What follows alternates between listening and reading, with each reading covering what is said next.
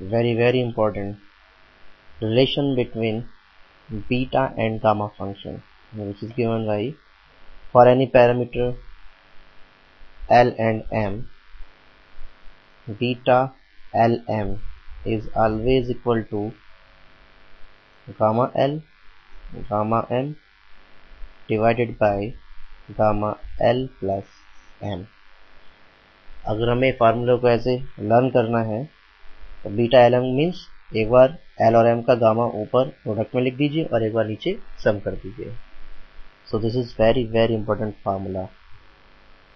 So we have one more formula, that is अगर किसी भी इंटीग्रल की value 0 to π/2 as a limit है और उसमें ट्रिग्नोमेट्रिकल फंक्शन है sin to the power p theta cos to the power q theta d theta है, तो हम इसको गामा फंक्शन से भी एक्सपेंड कर सकते हैं। हमारे पास इंटीग्रल है 0 to π/2 as a limit sin की power p theta cos to the power q theta d theta है, तो हम इसको गामा फंक्शन से भी कर सकते हैं। और गामा फंक्शन से वैल्यू होगी p plus 1/2 gamma q plus 1/2 divided by 2 gamma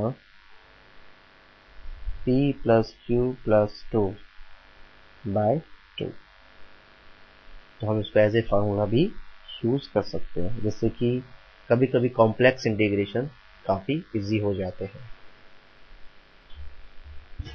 हमारे पास क्वेश्चन है find the value of integral 0 to 1 minus x cube whole to the power 1/2 dx। अब देखिए इस क्वेश्चन को हम बीटा फंक्शन की हेल्प से भी कर सकते हैं। जैसे कि हमने गामा फंक्शन में डिस्कस किया था, ऐसे ही हम बीटा फंक्शन में डिस्कस करेंगे कि हम इसको कैसे सोल्व करें। अगर हम इस इंटीग्रल को सोल्व करना चाहते हैं बीटा फंक्शन से, तो सबसे पहले लिमिट क्या होनी चाहिए 0 to 1 और फंक्शन के अंदर 1 minus x वाली टर्म जरूर होनी चाहिए या ऐसी टर्म बन के आनी चाहिए, पावर कुछ भी हो उससे कुछ फर्क नहीं पड़ता, लेकिन 1 माइनस वेरिएबल जरूर होना चाहिए। अब देखिए हम इस क्वेश्चन में क्या करेंगे, very simple. 1 minus x cube वाला जो पार्ट है इसके अंदर हम एक्स क्यूब को मान लेंगे y। ओके, तो x की वैल्यू कितनी हो जाएगी y to the power 1/3 and the value for dx is equals to 1/3 y to the power 2/3 dy। Okay, अब देखिए इसमें जब हमारे पास x 1 है तो y 1 होगा और जब x 0 है तो y भी 0 होगा, लिमिट चेंज नहीं होंगी। अब देखिए इंटीग्रल हमारे पास कितना हो जाएगा 0 to 1 और वैल्यू सब्स्टिट्यूट करने पर 1 minus y whole to the power 1/2 and the value of dx is 1/3 y to the power 2/3 dy। Okay, सो तो आगे थोड़ा सा हम करते हैं, that is 1/3 taken outside, 0 to 1 y to the power 2/3 and 1 minus y to the power half।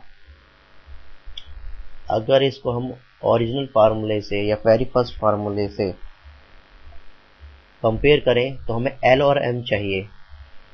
Okay, क्या चाहिए L और M, और L और M क्या होता है, हमारे पास फार्मूला होता है बीटा, हमारे पास फार्मूला है beta LM is equals to, क्या फार्मूला बताया था, beta LM is always 0 to 1 x to the power L minus 1 then 1 minus x to the power M minus 1 dx। अगर इस फार्मूले से कंपेयर करें तो हमें L और M चाहिए, जो कि कहां से मिलेगा L minus 1 की फॉर्म में, M minus 1 की फॉर्म में। तो देखिए अगर हम इस इंटीग्रल को ऐसे लिख सकते हैं 1/3 0 to 1 and y to the power को हम क्या लिख सकते हैं -1 की फॉर्म में क्या करें, सबसे सिंपल 2/3 +1 कर दीजिए, -1 कर दीजिए, और 1 - y में भी हाफ पावर में +1 कर दीजिए और -1 कर दीजिए। ओके, तो इससे क्वेश्चन इजी हो जाएगा।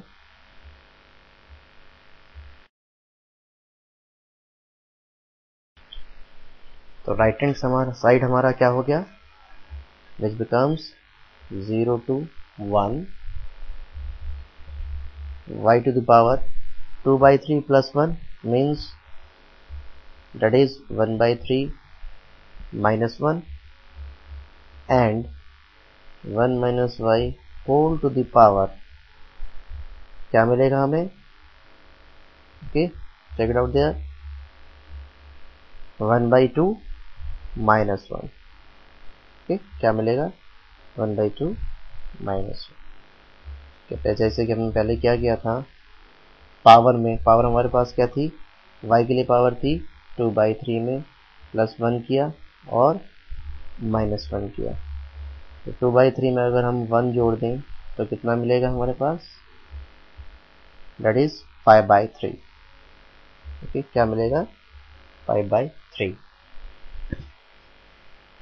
तो हमारे पास ये पावर क्या हो जाएगी 5/3 -1 और 1 - y का पावर कितना था हमारे पास,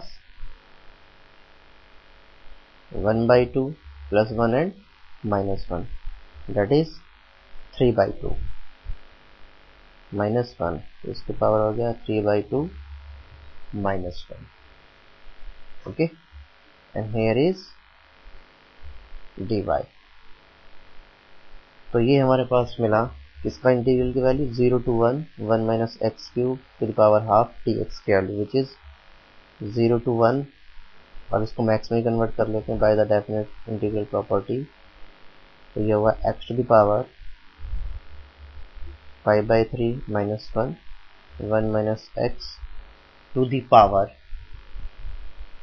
3/2 -1 dx। ओके अगर हम इसको ओरिजिन फार्मूले से कंपेयर करें तो हमारे पास देखिए this is your L, this is your M, क्योंकि फार्मूला क्या हमारा x to the power L - 1 1 - x to the power 1 - m - 1 की फॉर्म में आ चुका है, और इसकी वैल्यू हमारे पास क्या होगी, दैट इज, अब देखिए शायद हमारे पास जो क्वेश्चन था उसमें इस इंटीग्रल का मल्टीपल 1/3 और था जो कि एज इट इज रहेगा, तो दिस इज 1/3 और इस इंटीग्रल की वैल्यू कितनी रहेगी, बीटा 5/3 एंड 3/2। अब इसको हम फर्दर सोल्व कर सकते हैं by the relation of beta gamma function. क्या रिलेशन होता है, beta LM is equals to gamma L gamma M divided by gamma L plus M। ये फॉर्मूला हम लगा सकते हैं, 1/3 gamma 5/3 gamma 3/2 divided by gamma 5/3 plus 3/2। चाहे तो आप इसको ऐसे रहने दीजिए या पूरा सोल्व कर दीजिए, क्योंकि हम इसमें गामा 5/3 को एक्सपेंड नहीं कर सकते, गामा 3/2 को एक्सपेंड कर सकते हैं। और अगर ये वाला फ्रैक्शन हमारे पास हमें मिलता है फ्रैक्शन की फॉर्म में जिसका डिनो पार्ट 2 है, तो हम इसको भी सोल्व कर सकते हैं। तो फाइनली हमारे पास वैल्यू क्या है, 0 to 1 1 - x³ to the power half dx की वैल्यू क्या होगी, 10। तो हम इस तरीके से बीटा फंक्शन को यूज करके इंटीग्रल का इवैल्यूएशन भी कर सकते हैं। should add the value of this integral is equals to this one। अब देखिए इस क्वेश्चन में हमें क्या दिख रहा है कि हमारे पास इंटीग्रल है जिसमें वैल्यू क्या है, एज ए लिमिट 0 to π/2, और अंदर क्या है इसके ट्रिग्नोमेट्रिकल फंक्शन। तो अगर हम इसको सोल्व करें तो हम इसको बीटा फंक्शन से सोल्व कर सकते हैं। तो अब गिवन इंटीग्रल को हम कैसे लिख सकते हैं, 0 to π/2, cos theta is equals to क्या होता है, cos theta divided by sin theta, means cos to the power half theta divided by sin to the power half theta d theta. और इसको हम रीराइट फॉर्म में क्या लिख सकते हैं, 0 to pi by 2 sin to the power minus half theta cos to the power minus half theta d theta. Okay,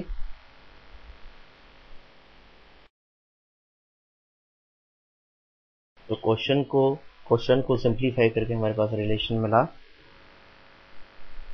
हमारे पास एक फार्मूला है बीटा फंक्शन का, what is that, 0 to pi by 2 sin to the power p theta cos to the power q theta d theta अगर है तो इसकी value हमारे पास क्या होती है, p plus 1 by 2 with gamma q plus 1 by 2 divided by price of gamma p plus q plus 2 by 2। ये फार्मूला हम डिस्कस कर चुके हैं। अब देखिए, अगर हम इस फार्मूले में देखें और इसको क्वेश्चन से कंपेयर करें तो p कितना है, साइन की पावर, p हमारे पास क्या है यहाँ पर, पावर ऑफ साइन, तो क्या है हमारे पास, p is your minus half. इसी तरीके से q क्या है, q is the power for cos, that is half, half and minus half हुआ। और इस फार्मूले में रखने पर तो 0 to pi by 2 sine to the power minus half theta cos to the power half theta d theta की value हमारे पास क्या होगी, according to formula minus half plus 1 by 2 1 by 2 plus 1 by 2 divided by 2 gamma minus half plus 2 by 2। ठीक, इसको हम solve करें तो क्या मिलेगा, gamma 1 by 4 gamma 3 by 4 divided by that is 2 gamma 1, और गामा 1 इज ऑलवेज 1। हमको क्या मिला, 1 by 2 of gamma 1 by 4 gamma 3 by 4, और लेफ्ट हैंड साइड पे क्या मिला, 0 to pi by 2 sine to power minus half theta cos to the power half theta d theta, यही हमें शो करना था। So this is your required result. We have taken one more question on the beta function. For the beta function हमें क्या show करना है, beta P Q is equal to beta P plus 1 Q plus beta P Q plus 1। अब देखिए, हम इस relation को beta और गामा दोनों फंक्शन की प्रॉपर्टी को यूज करके भी सोल्व कर सकते हैं, और हमें इसका भी ध्यान रखना है कि हमें वो साइड लेके चलनी है जिससे कि क्वेश्चन बहुत शॉर्ट हो जाए। ओके, इसमें देखिए मैं राइट हैंड साइड लेके चलूंगा। हमारे पास राइट हैंड साइड क्या है, we have the right hand side beta P plus 1 Q plus beta P Q plus 1। अगर हम इसकी वैल्यू डेफिनेशन से लिखें तो क्या होगी, beta P plus 1 0 to 1 x to the power p plus 1 minus 1, this is l, this is m। Okay, इस तरीके से then 1 minus x to the power q minus 1। Okay, ये पहले पार्ट के लिए, प्लस दूसरे पार्ट के लिए डेफिनेशन से वैल्यू क्या होगी, 0 to 1 x to the power p minus 1 and then 1 minus x to the power क्या होगा हमारे पास, that is q plus 1 minus 1 dx and dx is there. अब देखिए, दोनों इंटीग्रल में हम कुछ वैल्यू कॉमन ले सकते हैं, taking the common value, this is the integral 0 to 1, value हमने कॉमन लिए है x to the p and 1 minus x to the power Q minus 1। ये पार्ट अगर हम दोनों इंटीग्रल में से कॉमन लें तो अंदर क्या बचेगा, x plus 1 minus x whole to the dx, ये बचा। और इसको हम अगर फर्दर लिखें तो क्या बचा, 0 to 1, limit 0 to 1, that is x to the power p minus 1, 1 minus x to the power q minus 1 dx। और इसकी वैल्यू डेफिनेशन से क्या होगी, that is beta p q। यही हमें प्रूव करना था। इस तरीके से क्वेश्चन में हम इसको सोल्व कर सकते हैं।